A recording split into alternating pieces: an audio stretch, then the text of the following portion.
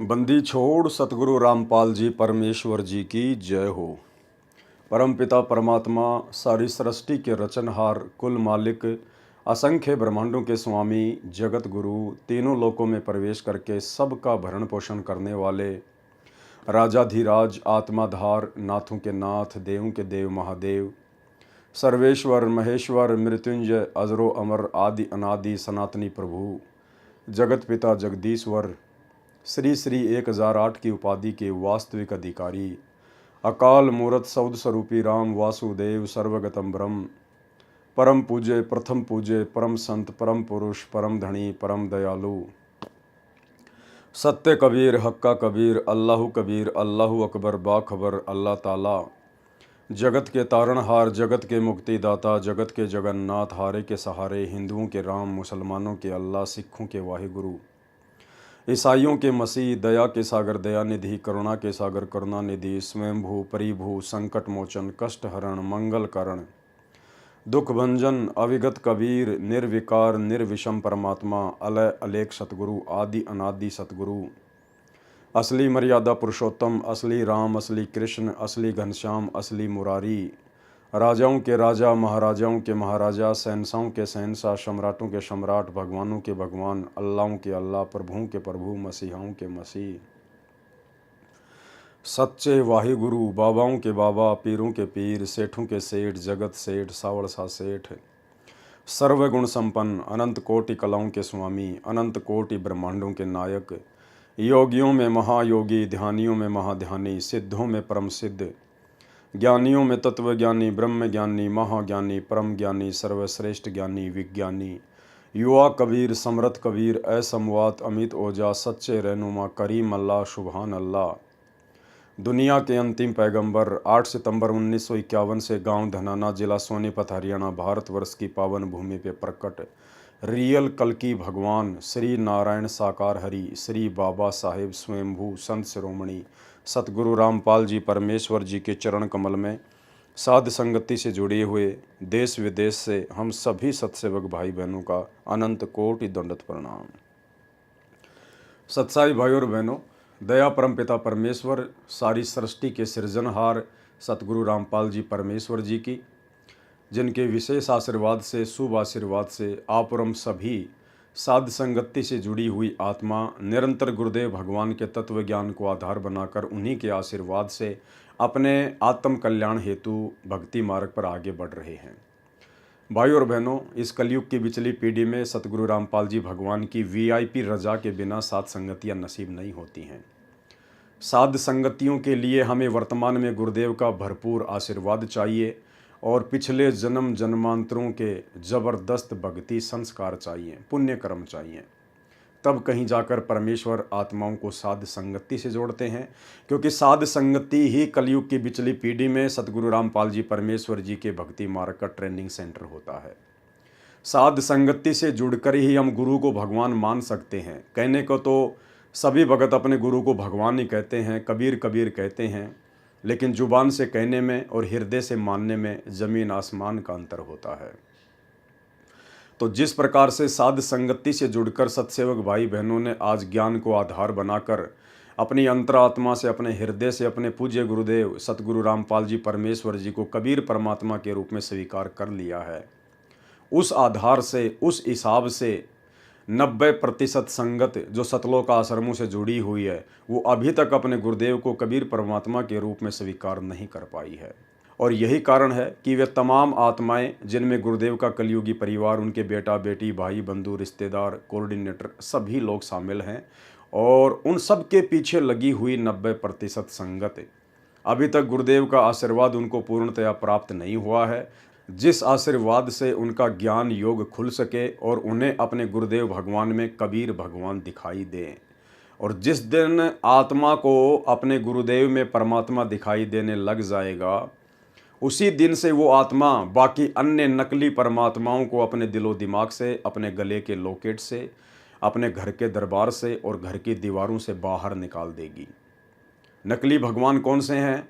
कबीर जी की समझे जाने वाली कागज़ की दाढ़ी मूछ वाली फ़ोटो, गरीबदास जी की काल्पनिक फ़ोटो, दादा गुरुजी की फ़ोटो, पंडित चिदानंद जी की फ़ोटो, ये सभी काल्पनिक फ़ोटोएँ हैं, नकली फ़ोटोएँ हैं।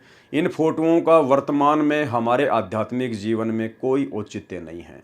हमें पूर्ण मोक्ष प्राप्ति के लिए जो सार वस्तु चाहिए थी, वो सार वस्तु हमें सतगुरु रामपाल जी परमेश्वर जी के रूप में सुलभ हो चुकी है। उनके अलावा हमने किसी में भी परमात्मा नहीं देखना है। अगर हम अपने गुरुदेव के अलावा किसी अन्य में परमात्मा देखेंगे तो हम भक्ति मार्ग पर कभी भी सफल नहीं हो पाएंगे। तो भाई और बहनों, यही तमाम गलतियां रही गुरुदेव के बेटा बेटी भाई बंधु रिश्तेदारों की, जो हमेशा उनके साथ में रहा करते थे। वो तमाम कोऑर्डिनेटर भाई बंधु जो हमेशा आश्रम में गुरुदेव के साथ में रहा करते थे और परमेश्वर के इतना नज़दीक रहने के कारण वे परमेश्वर को समझ नहीं पाए। क्योंकि परमेश्वर कबीर जी जब सतगुरु रूप में धरती पर प्रकट होता है तो अपने आसपास अपने इर्द गिर्द रहने वाली आत्माओं के साथ में मित्रवत व्यवहार करता है और ऐसा करने से वो आत्मा उन्हें एक सामान्य संत के रूप में ले लेती हैं, उन्हें हल्के में ले लेती हैं, जिस कारण से आदरणीय गरीबदास जी महाराज जी को वाणी लिखनी पड़ी हमें सावधान करने के लिए कि गुरु मानुष कर जानते वो नर कहिए अंध ओवें दुखी संसार में आ गए यम के फंदे। और सतगुरु रामपाल जी परमेश्वर जी को जो कि स्वयं कबीर भगवान है, इनको मानुष मानने की प्रक्रिया सन 1994 से वर्तमान समय 2024 तक यानी 30 वर्ष हो चुके हैं।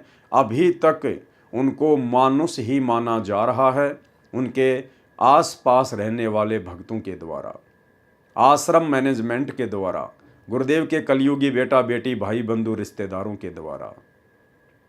और मानुष मानने के चलते उन लोगों ने वो तमाम गलतियां कर डाली अपने आध्यात्मिक जीवन में जिनकी माफ़ी उन्हें शायद ही मिले। तो भाई और बहनों, हमने उन्हीं तमाम गलतियों से शिक्षा लेकर भक्ति मार्ग पर आगे बढ़ना है। आज सृष्टि रचना के माध्यम से करोथा कांड के रहस्य को समझने की दिशा में हमारा ये तीसरे नंबर का वीडियो है और ये वीडियो केवल इसीलिए बनाए जा रहे हैं, करोथा कांड का रहस्य नामक पुस्तक के ऊपर ये वीडियो इसीलिए बनाया जा रहा है ताकि हम अपने ही भगत भाई बहनों के द्वारा जो पूर्व में गुरु को मानुष मानकर गलतियां कर दी गई हैं, आज हम उन गलतियों से शिक्षा लें, सबक लें। आज हम इतिहास से शिक्षा लें और हम अपने आध्यात्मिक जीवन में सौपन में भी उन गलतियों को दोहराकर अपने गुरुदेव भगवान को नाराज ना करें। तो भाई और बहनों, साध संगति से परमेश्वर ने हम सभी को जोड़ा हुआ है, तो परमात्मा हमें उस कदर आध्यात्मिक मार्ग पर तैयार भी करेंगे जिस कदर तैयार होकर ही हम सतलोक के दर्शन कर सकते हैं। तो आज हमारा ये तीसरे नंबर का वीडियो है और इस वीडियो में करोथा कांड का रहस्य नामक पुस्तक के ऊपर हम बातें कर रहे हैं। तो आगे करोथा कांड का रहस्य पुस्तक के लेखक भगत विजय दास जी ने क्या लिखा है। हम एक परमपिता परमात्मा के बच्चे हैं। देखो, ये बात तो बिल्कुल सही है कि हम सब एक परमपिता परमात्मा सतगुरु रामपाल जी भगवान के इस कबीर परमात्मा के बच्चे हैं। लेकिन सतलोक आश्रम मैनेजमेंट हरियाणा के मुख से ये बात अच्छी नहीं लगती है कि हम एक परमपिता परमेश्वर के बच्चे हैं। अगर ये लोग हमें एक परमपिता परमेश्वर के बच्चे मानते तो ये लोग साध संगतियों में आकर विघ्न नहीं डालते, बाधाएं उत्पन्न नहीं करते। उसी परमपिता परमेश्वर जी के बच्चों को जो साध संगति के माध्यम से गुरु महिमा करते हैं, गुरु को परमेश्वर मानकर उनको भोग लगाते हैं, पूरी रात उनके सत्संगों पर ज्ञान चर्चा करते हैं, भक्ति मार्ग पर दृढ़ होने की दिशा में प्रयास करते हैं, उन्हीं परमपिता परमेश्वर के बच्चों को आप लोग लठों से मारते हो, लातों से मारते हो। उन्हीं बच्चों के ऊपर आप मुकदमे करते हो, उनको जेल भिजवा देते हो। उन्हीं बच्चों को आप जी पुलिस का सहारा लेकर पुलिस से भी पिटवाते हो। तो आप लोगों के मुख से, सतलोक आश्रम मैनेजमेंट हरियाणा के मुख से ये बात अच्छी नहीं लगती कि हम सब एक परमपिता परमेश्वर जी के बच्चे हैं। हम सब एक परमपिता परमात्मा के बच्चे हैं। प्रत्येक आत्मा परमात्मा की खोज में लगी है। प्रभु महिमा का ज्ञान धर्म गुरुओं से सुना जाता है। प्रत्येक धर्म गुरुजन अपने अपने पवित्र सदग्रंथों को प्रमाण रूप में लेकर ज्ञान प्रचार करते हैं। पूर्व समय में मानव समाज शिक्षित नहीं था।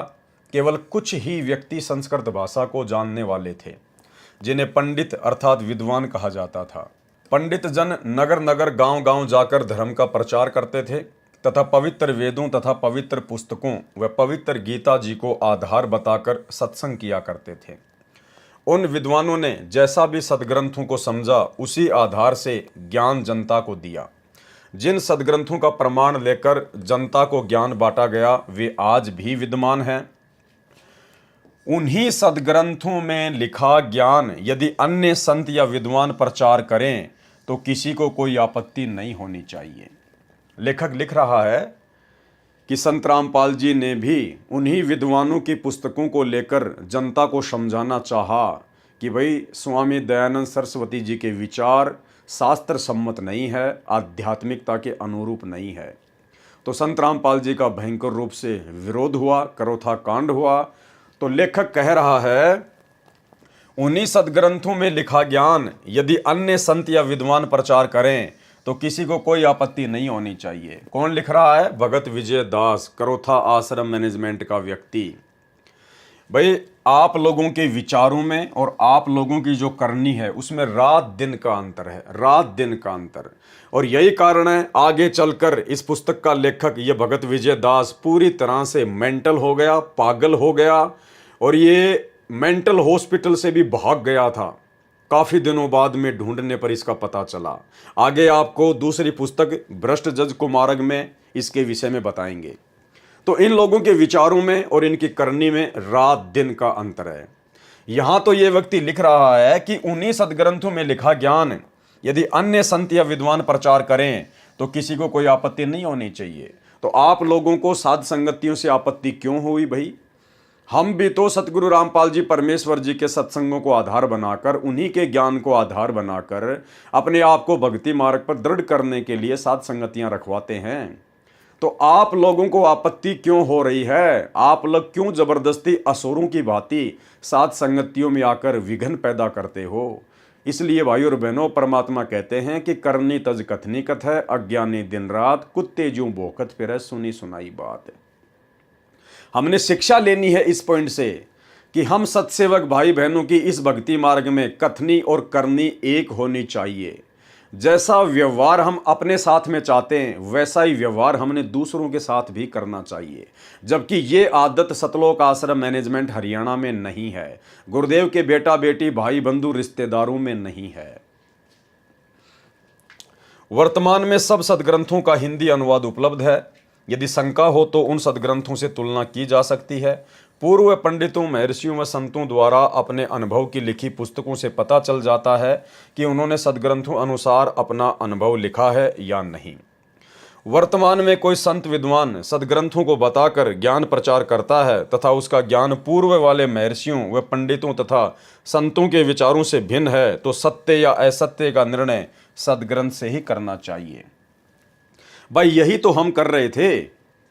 हम सत्सेवक भाई बहन साध संगतियों के माध्यम से यही तो कर रहे थे। तो लेखक भगत विजय दास क्या लिख रहा है? पूर्व पंडितों, महर्षियों व संतों द्वारा अपने अनुभव की लिखी पुस्तकों से पता चल जाता है कि उन्होंने सदग्रंथों अनुसार अपना अनुभव लिखा है या नहीं। वर्तमान में कोई संत विद्वान सदग्रंथों को बताकर ज्ञान प्रचार करता है तथा उसका ज्ञान पहले वाले महर्षियों व पंडितों तथा संतों के विचारों से भिन्न है तो सत्य या असत्य का निर्णय सदग्रंथों से ही करना चाहिए, न कि लड़ाई झगड़ा करके, ना कि लड़ाई झगड़ा करके। अरे तो हम सत्सेवकों ने यही तो किया था। हमने इस बेचारी नादान भोली भाली संगत को तुम सतलोक आश्रम मैनेजमेंट हरियाणा वालों के द्वारा सतगुरु रामपाल जी परमात्मा जी के सत्संगों के विरुद्ध जो घटिया कुकर्म किए गए हैं, हम केवल उन्हीं की तो जानकारी दे रहे थे कि भाई आज से पहले हमारे गुरुदेव भगवान तो हमें सत्संगों के माध्यम से क्या शिक्षा दे के गए हैं, क्या उपदेश देकर गए हैं। गुरुदेव ने तो हमें शिक्षा दी कि बेटा हमें राजनीति से दूर रहना चाहिए, भगत को अगर भक्ति करनी है तो राजनीति से दूर रहना चाहिए। और तुम लोगों ने सतलोक आश्रम मैनेजमेंट हरियाणा वालों ने उन्हीं सत्संगों के विरुद्ध भगत समाज से राजनीति करवा दी। 2019 में कांग्रेस को वोट डलवाए, समर्थन करवाया। 2024 में बीजेपी को वोट डलवाए, समर्थन करवाया। तो यही तो सारी बातें हम भगत समाज को बता रहे हैं, संगत को बता रहे हैं कि भाई आप स्वयं निर्णय करो कि सतलोक आश्रम मैनेजमेंट हरियाणा आपको भक्ति मार्ग में आगे बढ़ा रहा है या गुरुजी के सत्संगों के विरुद्ध कर्म करवाकर काल की गोद में बैठा रहा है। आप लोगों ने धनाना में स्टेडियम बना दिया 50 लाख रुपए का, जो परमात्मा के विधान के विपरीत है। आप लोग धनाना आश्रम में 3 एकड़ जमीन में हॉस्पिटल का काम शुरू कर दिए हैं, जो कि परमात्मा के विधान के खिलाफ है। आपने अपने आश्रम चलाने के लिए, धनाना गांव वालों को खुश करने के लिए गांव में एम्बुलेंस चला दी हैं फ्री में, बसें चला दी हैं फ्री में। आपने गांव वालों की रोडें ठीक करवाने के लिए भक्तों को मजदूर बना दिया। आपने हरियाणा के जाट आरक्षण में बिरानी आग में बेचारे भक्तों को बैठा दिया। भक्तों के ज्योति पाठ और दान का पैसा करोड़ों में आपने जाट आरक्षण वालों को चंदे के रूप में दिया। गैंगस्टरों की, गुंडों की सीबीआई जांच के समर्थन में आपने परमात्मा के सच्चे मुच्चे भक्तों को बैठा दिया। तो ये सारे कर्म सतगुरु रामपाल जी के सत्संगों के विरुद्ध हैं। और जब हमने ये देखा कि यहाँ तो काल का पूरी तरह से दाव लगा हुआ है, तो हमने साथ संगतियों के माध्यम से भाई बहनों को समझाना शुरू किया। हम तो शांति प्रिय तरीके से समझा रहे थे, वर्तमान में भी समझा रहे हैं और आगे भी समझाते रहेंगे। लेकिन आप लोगों ने कौन सा भगत का लक्षण दिखाया? आप लोगों ने तो केवल अपने स्वार्थ में अंधे होकर हमारे साथ में मारपीट की, गाली गलौज की, लड़ाई झगड़े किए, मुकदमेबाजियां की। तो भाई आप लिख क्या रहे हो और वर्तमान में स्वयं आप क्या कर रहे हो? तो आपकी तो करनी और कथने में अंतर है। तो दुनिया कहां से समझेगी आपकी बातों को? आपके शब्दों में वो सच्चाई नहीं है, आपके शब्दों में वचन नहीं है, क्योंकि आपका खुद का दोगला आचरण है। इसलिए दुनिया को जो आप उपदेश दे रहे हो ये पुस्तक लिख के, तो दुनिया आपकी बातों पर कैसे यकीन करेगी? आपके शब्दों का जो है असर ही नहीं होगा। वर्तमान में कोई संत विद्वान सदग्रंथों को बताकर ज्ञान प्रचार करता है तथा उसका ज्ञान पूर्व वाले महर्षियों व पंडितों तथा संतों के विचारों से भिन्न है, तो सत्य या असत्य का निर्णय सदग्रंथों से ही करना चाहिए, न कि लड़ाई झगड़ा करके। लड़ाई झगड़ा आदि उपद्रव वे लोग करते हैं या करवाते हैं। लड़ाई झगड़ा आदि उपद्रव वे लोग करते या करवाते हैं जिनको ये पता लग जाता है कि तुम्हारा ज्ञान शास्त्रों के विरुद्ध है। जिस प्रकार सतलोक आश्रम मैनेजमेंट हरियाणा को साध संगति के वीडियो देखकर ये पता चल चुका है कि तुमने जो जो काल प्रेरणा से संत रामपाल जी के सत्संगों के विरुद्ध कुकर्म किए हैं और भगत समाज से करवाए हैं, जो कि एविडेंस बन चुके हैं, वो प्रमाण बन चुके हैं, वे सारे के सारे सतगुरु रामपाल जी के सत्संगों के विरुद्ध हैं। लड़ाई झगड़ा आदि उपद्रव वे लोग करते या करवाते हैं जिनको ये पता चल जाता है कि तुम्हारा ज्ञान शास्त्रों के विरुद्ध है, संत रामपाल जी के सत्संगों के विरुद्ध। सतलोक आश्रम मैनेजमेंट हरियाणा के ये तमाम कुकर्म हैं। यदि अनुयायियों को पता चल गया, यदि संगत को पता चल गया साथ संगतियों के माध्यम से, तो तुम्हारे पास उत्तर नहीं है। सतलोक आश्रम मैनेजमेंट हरियाणा के पास में कोई जवाब नहीं है, क्योंकि टोटल गुरुजी की मर्यादाओं के विरुद्ध कार्य ये लोग कर रहे हैं। अनुयायी उनको छोड़कर पूर्ण संत के पास चले जाएंगे। सतलोक आश्रम मैनेजमेंट हरियाणा को यह डर बैठ गया, अगर सात संगतियां नहीं रुकवाई तो अनुयायी यानी संत रामपाल जी की संगत, उनके भगत सतलोक आश्रम मैनेजमेंट हरियाणा को छोड़कर पूर्ण संत के पास चले जाएंगे, अर्थात साध संगतियों में चले जाएंगे। और तुम्हारी धर्म की आड़ में चल रही दुकान बंद ना हो जाए और तुम्हारे सतलोक आश्रम बंद ना हो जाएं, क्योंकि संगत को तो सच्चाई चाहिए, वो तो अपने मोक्ष के लिए जुड़ी है। और जब संगत सात संगतियों से जुड़ने लगी तो आप लोगों ने सात संगतियों में आकर बाधा उत्पन्न करनी शुरू कर दी, क्योंकि तुम्हारी दुकानें धीरे धीरे बंद होने लगी थी। तुम्हें डर सताने लगा, तुम्हें भय सताने लगा कि अगर इसी प्रकार से संगत सात संगतियों में जाने लगी तो हमारी तो दुकानें बंद हो जाएंगी, हमारे तो आश्रम बंद हो जाएंगे। तुम्हारी धर्म की आड़ में चल रही दुकान बंद न हो जाए। वे लोग जनता को धर्म की आड़ में मरने व मारने को प्रेरित करते हैं, और तुम सतलोक आश्रम मैनेजमेंट हरियाणा वालों ने बेचारी नादान संगत को गुरुजी का झूठा आदेश बताकर सात संगतियों में आकर विघ्न पैदा करने के लिए तुमने उनको जो है प्रेरित किया। इसी का परिणाम करोथा कांड है। भाई ठीक है, तुम करोथा कांड की जानकारी दुनिया को दे रहे हो, बहुत अच्छी बात है, लेकिन तुम्हारा वर्तमान में आचरण क्या है? आज वर्तमान में सतलोक आश्रम मैनेजमेंट हरियाणा और जिन लोगों ने करोथा कांड करवाया आर्य समाजियों ने, उनमें कोई अंतर नहीं है, रत्ती भर भी अंतर नहीं है। जबकि वर्तमान का सतलोक आश्रम मैनेजमेंट हरियाणा, गुरुजी के बेटा बेटी भाई बंधु रिश्तेदार ये कोऑर्डिनेटर इतने नीचे गिर चुके हैं कि आर्य समाज से भी इन्होंने संत रामपाल जी के मार्ग को ज्यादा नुकसान पहुंचाया है। और ये आर्य समाज के कारण तो संत रामपाल जी केवल 21 महीने ही रोहतक की जेल में रहे थे जब करोथा कांड हुआ था। लेकिन बरवाला कांड में तो आर्य समाजियों का कोई रोल नहीं है, किसी का कोई रोल नहीं है। बरवाला कांड तो टोटल सतगुरु रामपाल जी परमात्मा के कलयुगी परिवार की मनमानियों का नतीजा है, मुख्य सेवादारों की मनमानियों का नतीजा है, स्टेट कोऑर्डिनेटरों की अज्ञानता और नासमझी का नतीजा है।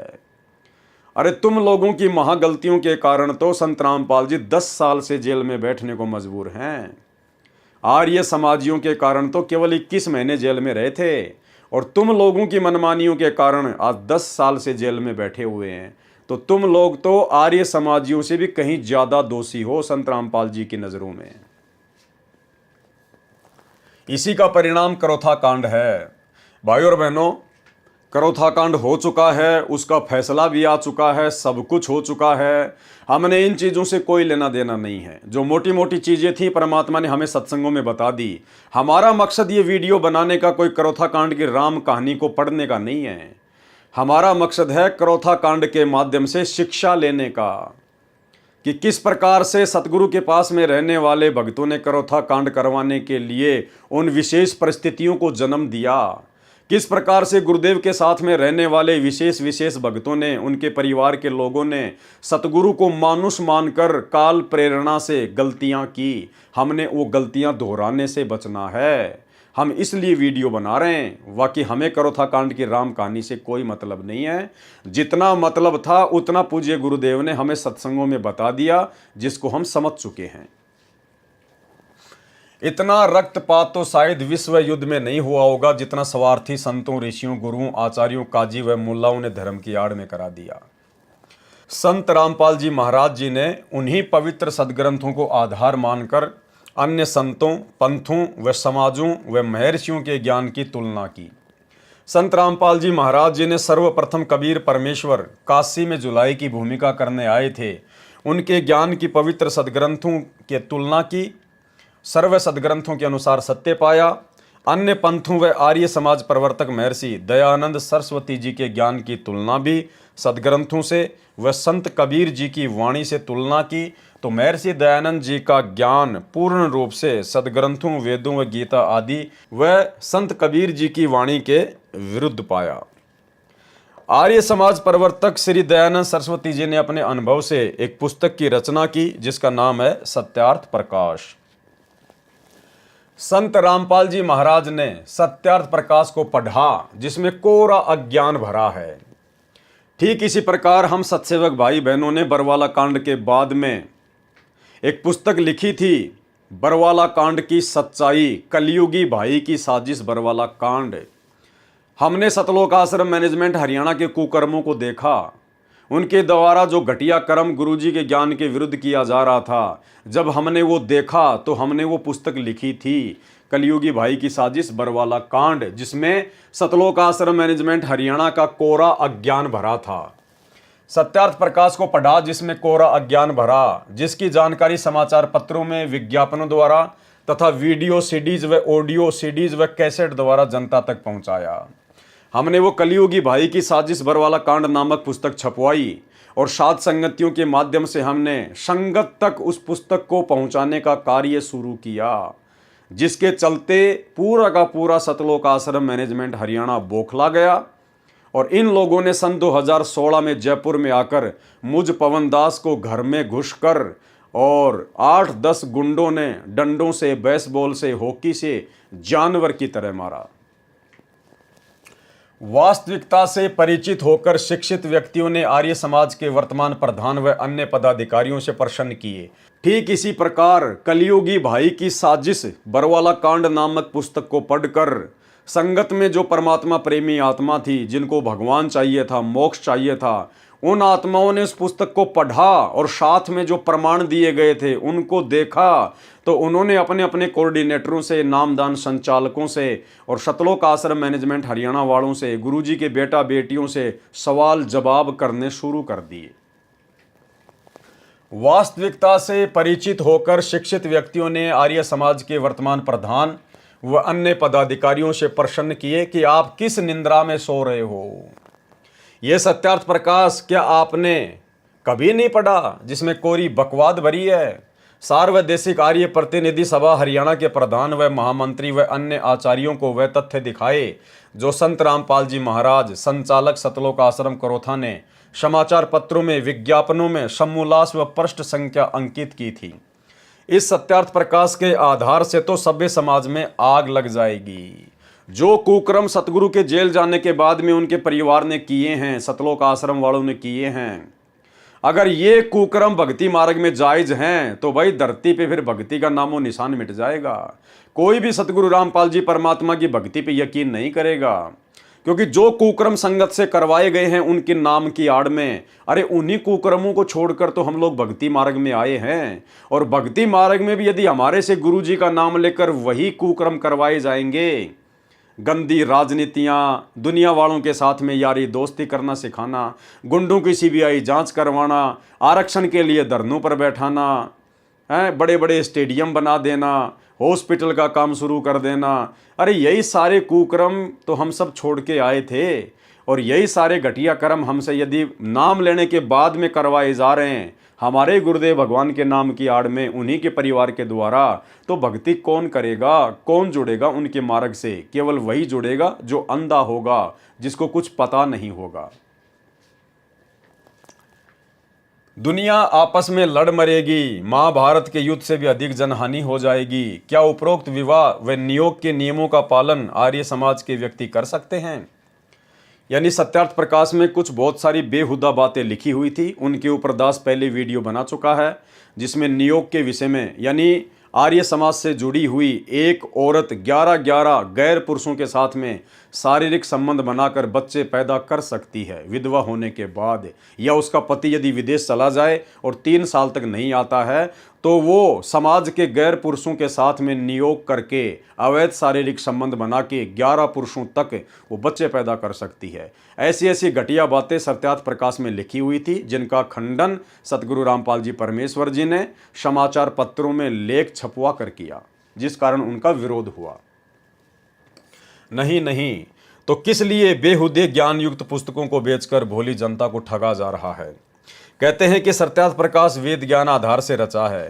ठीक इसी प्रकार सतलोक आश्रम मैनेजमेंट हरियाणा से जब कोई बात करता है कि भाई गुरुजी का तो आदेश है नहीं, गुरुजी ने तो किसी सत्संग में कहा नहीं कि बच्चों तुम्हारे को राजनेताओं के पीछे दौड़ना है, तुम्हारे को राजनेताओं की रैलियों में जाना है, या तुमने इस प्रकार से पार्टी विशेष को देखकर वोट डालना है, गुरुजी का तो आदेश है नहीं। गुरुजी ने तो मना किया है कि भाई अगर भक्ति करनी है तो राजनीति से दूर रहना पड़ेगा, कोई राजा बनो ना बनो, उनके संस्कार उनके कर्म, हम क्यों उनके पीछे दौड़े।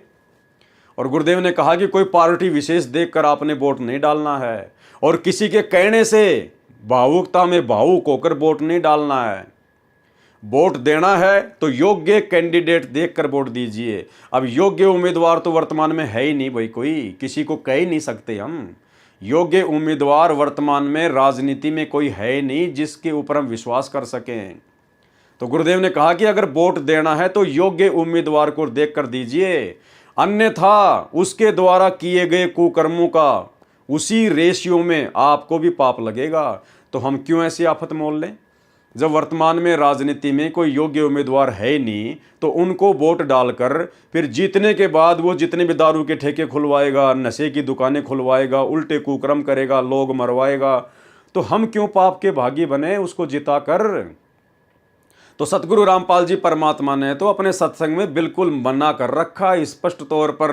ये छोटा सा सत्संग 2 मिनट का सुन लीजिए एक बार, अगर समझ में आ जाए तो। कहते हैं जैतन राजपाट भी चाहिए हमारा धर ले ध्यान।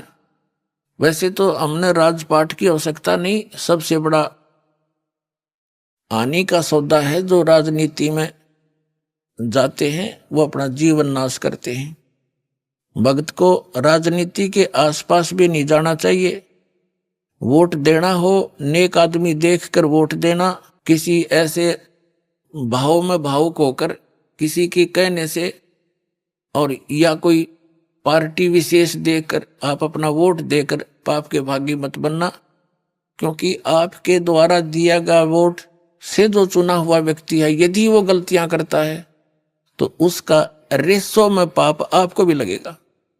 तो ये ध्यान रखना है, अपने वोट का सदुपयोग करना है, करो कितना, क्योंकि राजा तो एक चुनना ही पड़ेगा व्यवस्था बनाए रखने के लिए, इतनी सी बात। लेकिन स्वयं उस व्यवस्था में सड़ना नहीं, आपने परमात्मा पाना है, यहाँ से मन हटाना है। और यहाँ के राजाओं की क्या स्थिति है, हम इतिहास पढ़ा करते हैं। मोहम्मद गौरी ने इतनी बार चढ़ाई करी, 16 बार चढ़ाई करी, फिर विजयी हुआ, विजयी होकर के कला तोड़ दिया, इतने तो मानस आदमी मरवा दिए और 5-7 वर्ष से राज्य करा, फिर मृत्यु को प्राप्त हो गया, गधा बना अंडा। वही क्या था मोहम्मद गौरी। तो हम इन बकवादों को याद करके उन इतिहासों को अब दोहराएंगे। अब कोई राजा है, मंत्री है, मुख्यमंत्री है, 10-5 वर्ष मुख्यमंत्री रह भी गया तो के कला टूट गया, कल न कुत्ता बनकर सैर सपट्टे यही करता फिरेगा। तो हमने इस बीमारी को याद रखना है या लगन नहीं देनी अपने, यो रोग से दीर्घ।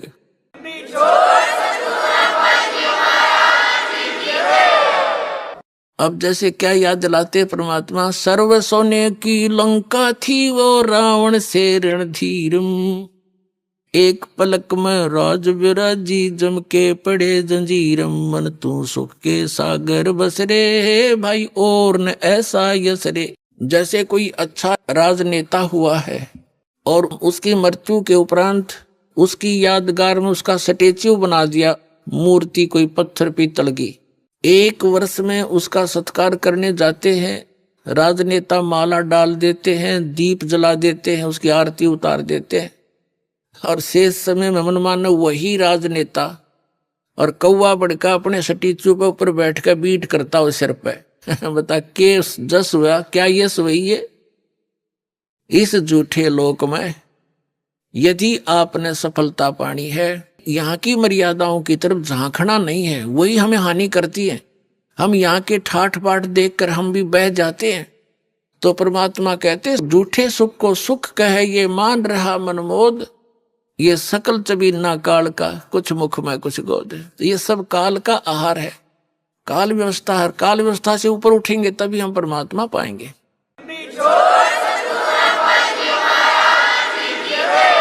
तो भाइयों और बहनों, आपने सुन लिया। अब इसलिए हमने जनता को सावधान करना शुरू किया, संगत को समझाना शुरू किया कि गुरुजी तो राजनीति के विषय में हमें क्या उपदेश दे रहे हैं, और गुरुजी का परिवार और उसी गुरु के नाम की आड़ में कि गुरुजी का हिसार जेल से आदेश है। 2019 में उनके बेटा बेटी भाई बंधु रिश्तेदारों ने, कोऑर्डिनेटरों ने कांग्रेस सरकार का जबरदस्त तरीके से समर्थन करवाया, भगतों से कांग्रेस सरकार को वोट डलवाए, भगतों को कह कह के उनके रिश्तेदारों से भी वोट डलवाए, और यहां तक उन्होंने पीले पर्चे निकाल दिए आश्रम मैनेजमेंट वालों ने। अगर कोई वोट नहीं डालेगा तो उसको गुरुद्रोही घोषित कर दिया जाएगा। गुरुजी ने कहा कि कोई पार्टी विशेष देख के वोट मत देना। इन्होंने सरेआम उसी गुरु का नाम लेके बीजेपी सरकार के नाम पे पीले पर्चे निकाल के वोट डलवा दिए। तो भाइयों और बहनों, टोटल गुरुजी के विधान के विपरीत इन्होंने कुकर्म करवाए, जिनका हम सत्सेवकों ने पुस्तकें लिख लिख कर और वीडियो बना बना कर साध संगति के माध्यम से खंडन किया। और ये लोग कहते थे कि ये सारे आदेश गुरुजी के हैं, ये सारे आदेश गुरुजी के हैं, ये सारे आदेश गुरुजी के आ रहे हैं। अरे गुरुजी के आदेश कहाँ से आ जाएंगे भाई?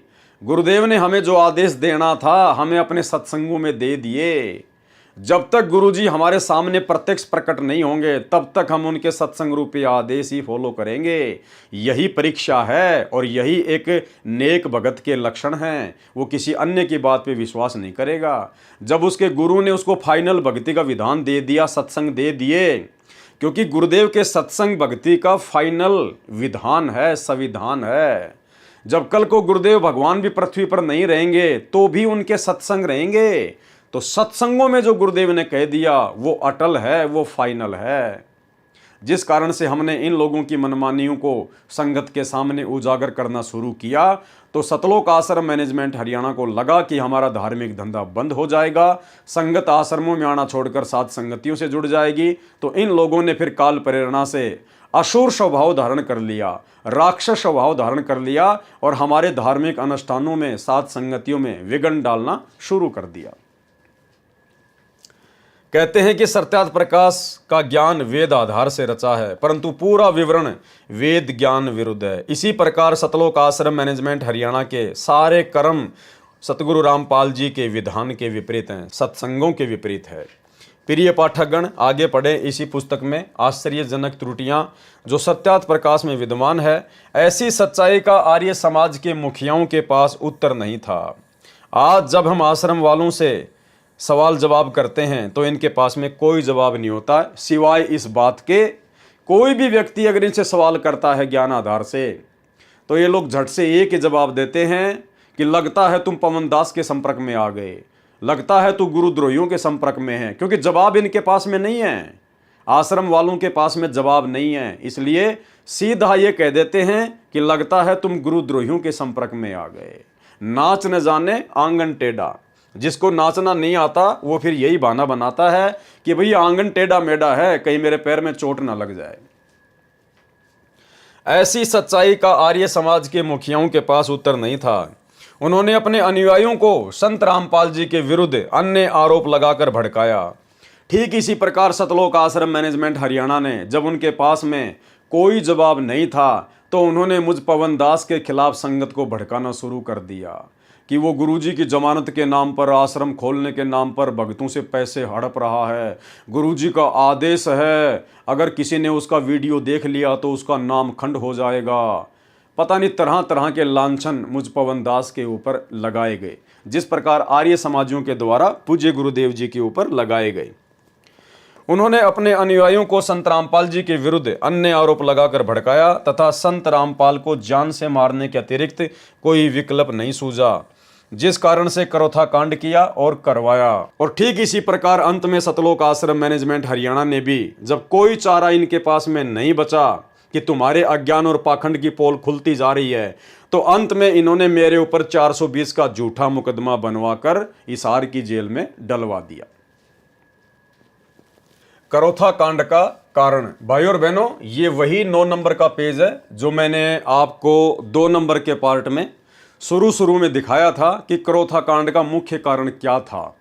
करोथा कांड का मुख्य कारण था जब गुरुजी महाराष्ट्र के पूना शहर में सत्संग करने के लिए गए हुए थे महीने भर के लिए, तो पीछे से गुरुजी के भाई ने और सतलोक आश्रम करोथा के जो मुख्य सेवादार थे, उन्होंने बिना अपने गुरुजी की सलाह के, बिना अपने गुरुजी से विचार विमर्श किए, बिना गुरुजी की आज्ञा के काल प्रेरणा से एक भगत से 1 एकड़ जमीन दान में ले ली और आगे चलकर उसी जमीन के ऊपर मुकदमा हुआ और उसी मुकदमे के माध्यम से आर्य समाजियों को सतलोक आश्रम करोथा के ऊपर आक्रमण करने का मौका मिला। यानी गुरु को मानुष मानकर उन मुख्य सेवादारों ने जो मनमाना आचरण किया काल प्रेरणा से, उसी का नतीजा ये करोथा कांड था। भाई और बहनों, एक बार फिर से हम इसको मोटा मोटा पढ़ेंगे। सतलोक आश्रम करोथा के संस्थापक सतगुरु रामपाल जी का जन्म 8 सितंबर 1951 में गांव धनाना, जिला सोनीपत, हरियाणा राज्य के एक किसान परिवार में हुआ। इनके पिता का नाम श्री नंदलाल जी है। संत रामपाल जी गृहस्थी हैं। इनके 2 लड़के तथा 2 लड़कियां संतान रूप में है। संत रामपाल जी महाराज अपनी पढ़ाई पूरी करने के पश्चात हरियाणा सरकार के सिंचाई विभाग में कनिष्ठ अभियंता जेई के पद पर तैनात हुए। संत रामपाल जी की बचपन से ही भगवत भक्ति में रुचि रही है। 1988 में संत रामपाल जी अपने कबीर पंथी गुरु स्वामी रामदेवानंद जी के संपर्क में आए और उनसे नाम उपदेश लिया। स्वामी रामदेवानंद जी ने संत रामपाल जी को कबीर साहिब के मार्ग का पूर्ण ज्ञान करवाकर उनको आगे नाम उपदेश देने का आदेश दिया, जबकि ऐसा कुछ भी नहीं है। भाई और बहनों, स्वामी रामदेवानंद जी के पास में वो भक्ति मार्ग का पूर्ण ज्ञान नहीं था जो ज्ञान सतगुरु रामपाल जी परमात्मा के पास में हो सकता है, क्योंकि सतगुरु रामपाल जी स्वयं कबीर परमात्मा है। उनसे बढ़कर सृष्टि में किसी को भी पूर्ण ज्ञान नहीं है, कोई भी परम ज्ञानी नहीं है, पूर्ण संत नहीं है। ये तो केवल संत रामपाल जी ने एक लीला की 12वें पंथ में प्रवेश करके अपने विधान अनुसार कि 12वें पंथ हम ही जावें और सब पंथों को मिलाकर एक पंथ चलावें। तो 17 फरवरी 1988 को सतगुरु रामपाल जी परमेश्वर जी ने ठीक उसी प्रकार लीला की जैसी लीला उन्होंने 650 साल पहले बनारस के काशी में पंडित रामानंद जी को अपना मुंह बोला गुरु बना के की। तो 17 फरवरी 1988 को सतगुरु रामपाल जी परमात्मा ने अर्थात उसी कबीर भगवान ने आदरणीय राम देवानंद जी को लोक दिखावे में और गुरु शिष्य परंपरा को बनाए रखने के लिए अपना मुंह बोला गुरु बनाया। असल में स्वामी राम देवानंद जी पूर्ण संत नहीं थे, उनको कबीर परमेश्वर जी के मार्ग का पूर्ण ज्ञान नहीं था। सतगुरु रामपाल जी स्वयं कबीर परमात्मा हैं। इनको 8 सितंबर 1951 में धरती पर प्रकट होकर फिर सन 1994 से अपने यथार्थ 13वें कबीर पंथ की शुरुआत करनी थी। उसके लिए इन्होंने 12वें पंथ में प्रवेश करना था और 12वें पंथ में इन्होंने लीला अनुसार अपने विधान अनुसार 17 फरवरी 1988 को आदरणीय राम देवानंद जी को अपना मुंह बोला गुरु बनाकर 12वें पंथ में इन्होंने प्रवेश किया और फिर आगे चलकर इन्होंने 13वें पंथ का सन 1994 में संचालन किया, शुरुआत की। स्वामी राम देवानंद जी ने संत रामपाल जी को कबीर साहिब के मार्ग का पूर्ण ज्ञान करवाकर उनको आगे नाम उपदेश देने का आदेश दिया। ये लेखक इस प्रकार की बातें क्यों लिख रहा है? क्योंकि लेखक संत रामपाल जी को कबीर नहीं मानता। सतलोक आश्रम मैनेजमेंट हरियाणा आज भी सतगुरु रामपाल जी को पूर्ण परमात्मा नहीं मानता, पूर्ण संत नहीं मानता है, केवल मानुष मानता है।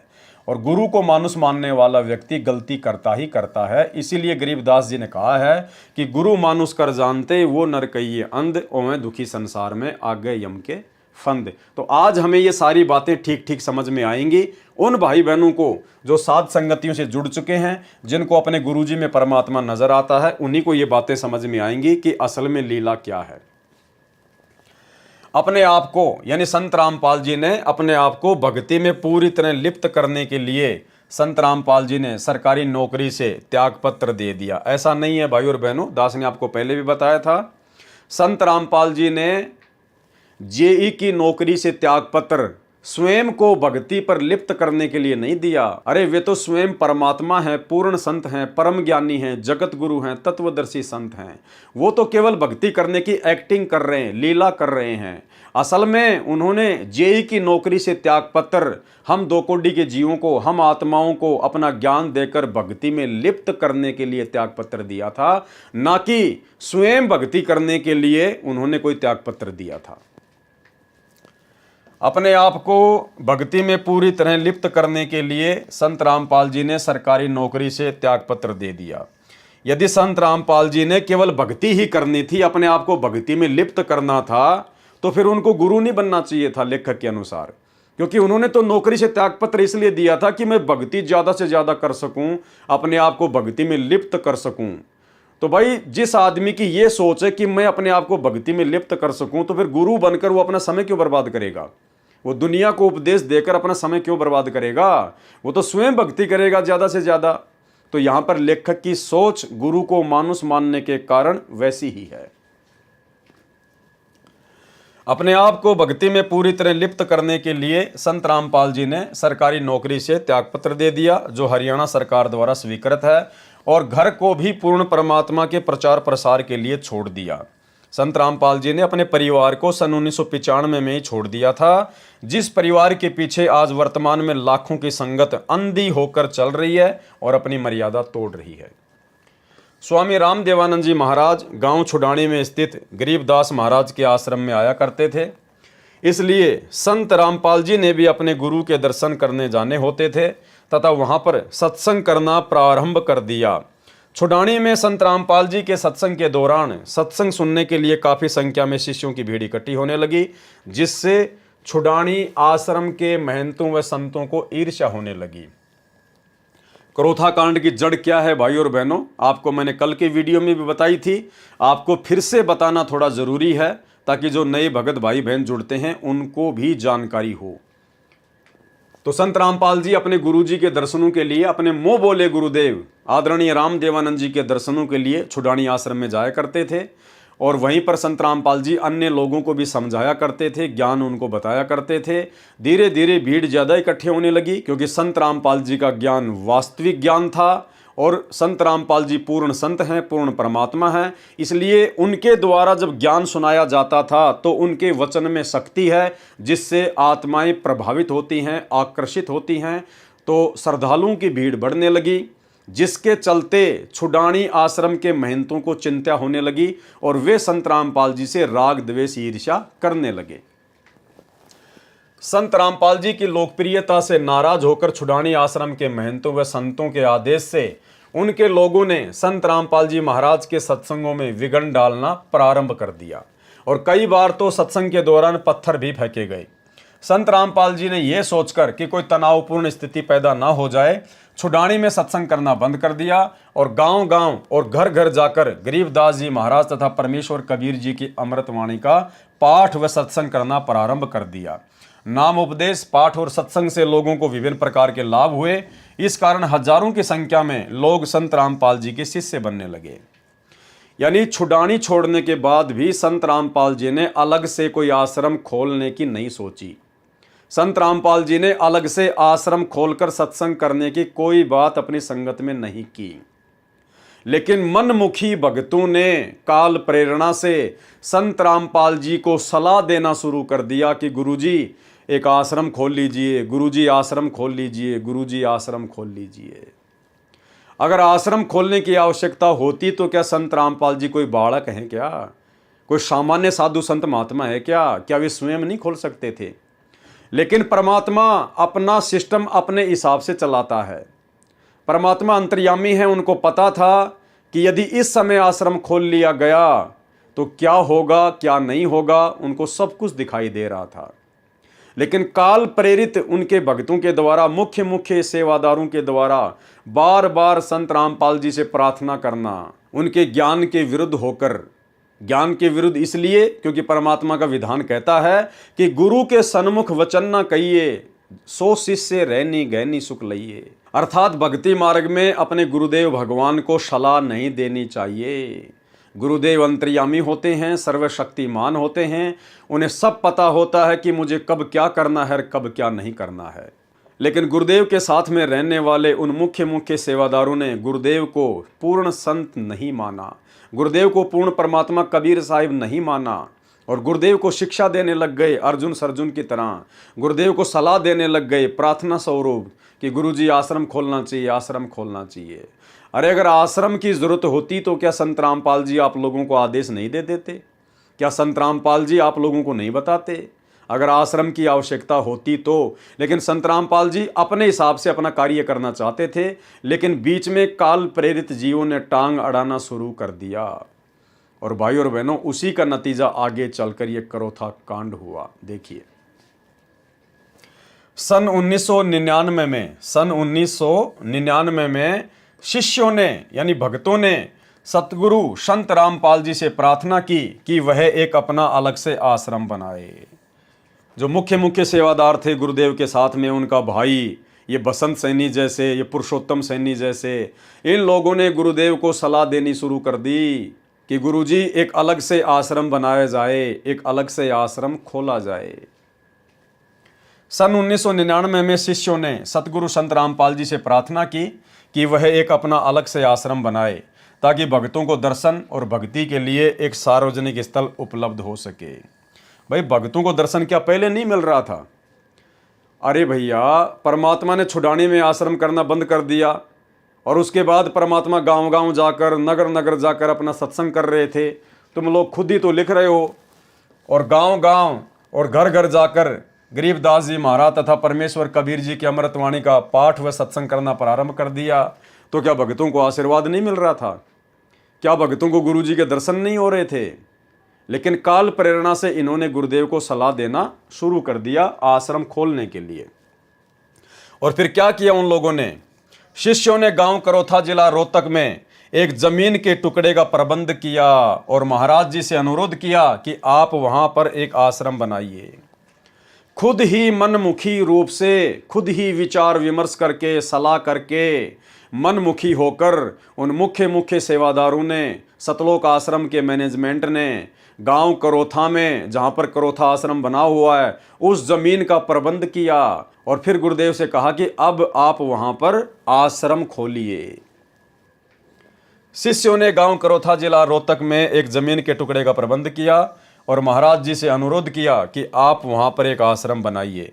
सर्व संगत के सहयोग से गांव करोथा में सतलोक आश्रम का निर्माण हुआ और उसका प्रबंध बंदी छोड़ भक्ति मुक्ति ट्रस्ट के हवाले किया। जब आश्रम का निर्माण हो ही रहा था, अब देखो भाई और बहनों, गुरु को शिक्षा देने का नतीजा, गुरु को सलाह देने का नतीजा, जबरदस्ती भक्ति मार्ग में टांग अड़ाने का नतीजा। हमने यही शिक्षा लेनी है भाई और बहनों। हम जीव हैं, दो कोटि के प्राणी हैं, हमारी कोई औकात नहीं है। जैसा गुरुजी हमें आदेश करें, हमने केवल उसी हिसाब से भक्ति मार्ग पर चलना है। फालतू का वाद विवाद, गुरुजी के सामने ज़्यादा बोलना, चटर पटर बोलना या उनको कोई सलाह देना, ये बिल्कुल भी नहीं। हमने केवल गुरुदेव के सामने जाना होता है सत्संग सुनने के लिए, और जैसा गुरुजी हमें आदेश दें वो सिरोधारिये और चुपचाप उल्टे पैर अपने घर चले आना है। इससे ज़्यादा यदि अपने आप में डेढ़ शाने बनोगे, जैसे करोथा आश्रम मैनेजमेंट के मुख्य भगत बने हुए थे, तो काम बिगड़ेगा ही बिगड़ेगा, बिगड़ेगा ही बिगड़ेगा। जबरदस्ती इन्होंने काल प्रेरणा से अपनी मनमानी करते हुए और ये सतलोक आश्रम करोथा का निर्माण करवाया, जबरदस्ती। भाई और बहनों, ये सृष्टि रचना का ज्ञान परमात्मा ने इसीलिए दिया है कि हम लोग अचिंत की तरह गलती ना करें। वो सृष्टि रचना कोई बच्चों का लेख नहीं है कोई। स्वयं कबीर साहिब, सतगुरु रामपाल जी, भगवान ने हमें वो ज्ञान सुनाया है, बताया है, पुस्तकों में सृष्टि रचना को लिखा है। शिक्षा के लिए, इतिहास हमेशा शिक्षा के लिए पढ़ाया जाता है। तो जैसे ही भक्तों ने मनमानी करके और आश्रम का कार्य पूरा किया, उसके बाद क्या हुआ? जब आश्रम का निर्माण हो ही रहा था तो छुडानी आश्रम के महंतों को ये अच्छा नहीं लगा और उन्होंने सतलोक आश्रम में गड़बड़ी करवाने के लिए असामाजिक तत्वों को भेजना शुरू कर दिया। ये है मनमानी करने का नतीजा। भाई, तुम्हारे को किसने कहा था कि आश्रम खोला जाए? तुम भक्तों को किसने कहा था कि आश्रम का प्रबंध करो? तुमने खुद अपनी मनमानी करते हुए आपस में विचार विमर्श करके गुरुजी को सलाह देना शुरू कर दिया। तुमने खुद ही जमीन का इंतजाम किया और तुम लोगों ने खुद ही आश्रम का निर्माण करवाया, और उसके बाद में काल प्रेरणा से काल ने अपने दूतों को उकसाना शुरू कर दिया और आश्रम में गड़बड़ी करवाना शुरू कर दिया। यानी वहीं से संत रामपाल जी के सिर में दर्द होना शुरू हो गया, अपने ही मुख्य भक्तों की नादानियों के कारण, नासमझियों के कारण, गुरु को मानुष मानने के चलते। तो छुडानी आश्रम के महंतों ने असामाजिक तत्वों को भेजना शुरू कर दिया ताकि उनको परेशान किया जा सके। उन्होंने पैसा मांगना और दूसरे गैर वाजिब मांगे करनी शुरू कर दी, जिन बातों से संत रामपाल जी को काफी परेशानियों का सामना करना पड़ा। क्यों करना पड़ा? उन भक्तों की नादानी के कारण। अगर वो गुरुजी को सलाह ना देते, जबरदस्ती करोथा आश्रम ना खुलवाते, क्योंकि परमात्मा तो अपने हिसाब से गांव-गांव जाकर सत्संग कर ही रहे थे, अपना काम कर ही रहे थे। अगर उन्होंने आश्रम खोलने की आवश्यकता होती तो वो तो 50 आश्रम खोल देते भाई। लेकिन भाई और बहनों, गुरु को मानुष मानने के चलते ये गलतियां होती हैं। देखो, आज आपको तीसरी बार फिर से वो छोटा सा वीडियो दिखाएंगे जिसमें गुरुदेव ने कहा कि आप अपने गुरुजी के साथ में भी रह रहे हैं, और यदि आप गुरुजी को अपने जैसा ही मानुष मानोगे, एक व्यक्ति मानोगे, एक साधारण संत मानोगे, तो कभी न कभी आपके मन में दोष आएगा, और दोष आएगा तो काल प्रेरणा से गलती होगी। सुनिए, परमात्मा बताते हैं, गुरु मानुष कर जानते ते नर कहिए अंधे, ओवे दुखी संसार में आगे यम के फंदे। गुरु को मानुष कर जानते तो ते नर कहिए अंधे, और फिर होवे दुखी संसार में, फिर काल के फंदे। पुणात्मा, हमने गुरुजी को परमात्मा मानना पड़ेगा। परमात्मा मानने से हमारी यह प्रॉब्लम सोल्व होएगी, नहीं तो नहीं हो सकती। हम अपने ही जैसा गुरु को माने, एक मानुष रूप मान करके हम यदि उसके साथ रहेंगे तो कभी ना कभी दोष आपके मन में आवेगा।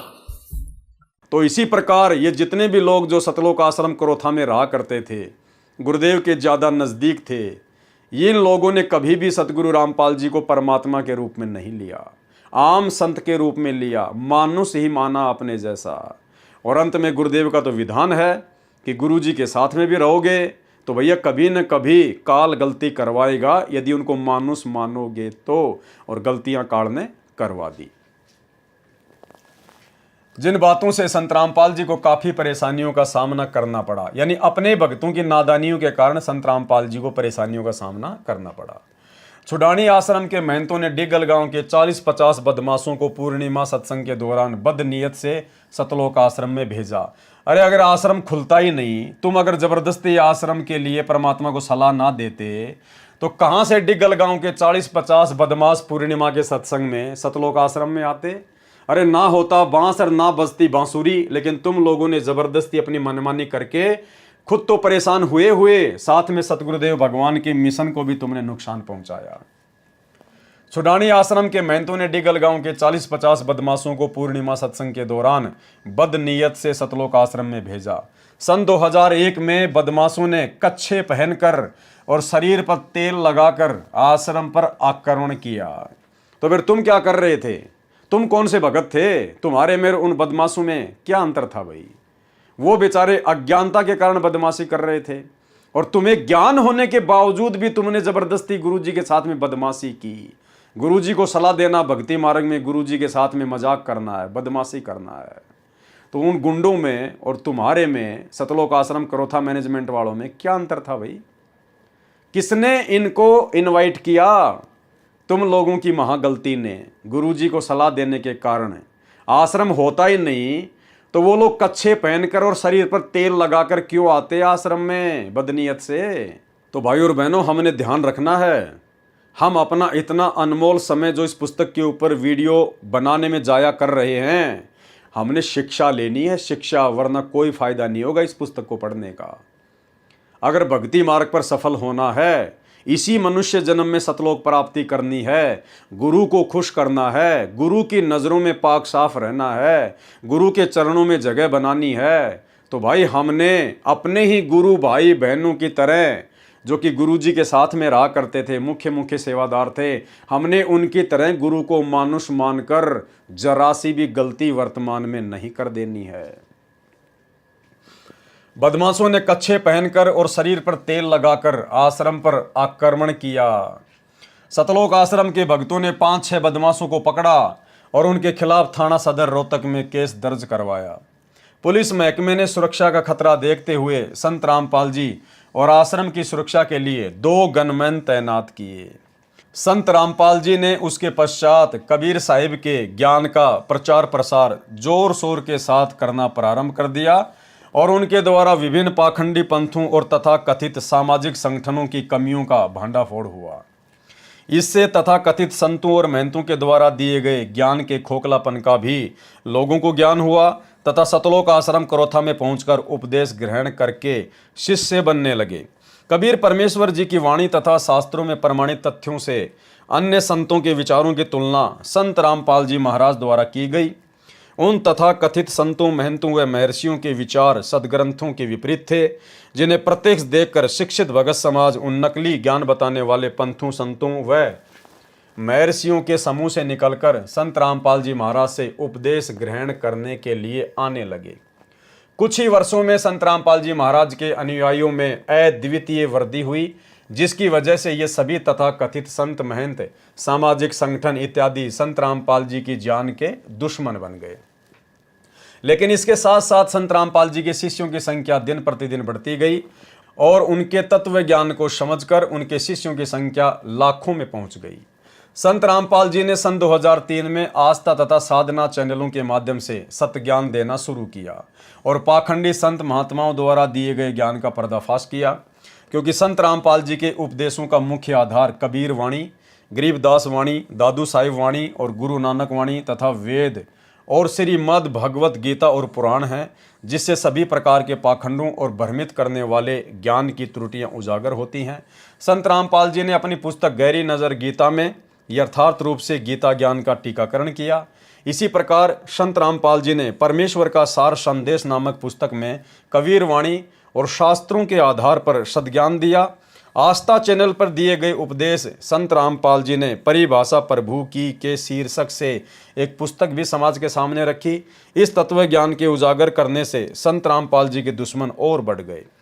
और उनको धमकियों भरे पत्र और टेलीफोन आने लगे, जिसके बारे में पुलिस को भी सूचना भेजी गई और उच्च न्यायालय व सर्वोच्च न्यायालय के जरिए भी सुरक्षा बढ़ाने की मांग की गई। ये होता है गुरु को मानुष मानना। जब संत रामपाल जी ने अपने सत्संगों में नकली साधु संत महात्माओं की कमियों को उजागर किया, उनके अज्ञान का पर्दाफाश करना शुरू किया, तो लेखक के अनुसार संत रामपाल जी के पास में धमकी भरे फोन कॉल्स आने लगे और लेटर आने लगे। उसके बाद में माननीय उच्च न्यायालय से यानी हाई कोर्ट से संत रामपाल जी को सुरक्षा देने के लिए गुहार लगाई गई। ये होता है गुरु को मानुष मानना। अरे सृष्टि की सर्वशक्तिमान शक्ति तुम्हारा गुरु अगर एक फूंक मार दे तो 21 ब्रह्मांड ना जाने कहां जाके उड़े, कहां जाके गिरे। जिनके आधे बाल के बराबर भी पूरी सृष्टि नहीं है, ऐसे परम संत को ना पहचान कर उनको अपने जैसा एक मानुष मानकर और उन सतलोक आश्रम करोथा के मुख्य सेवादारों ने हाई कोर्ट में अर्जी लगाई कि साहब संत रामपाल जी की जान को खतरा है, उन्हें कोई भी मार सकता है, हमारे को सुरक्षा मुहैया करवाई जाए।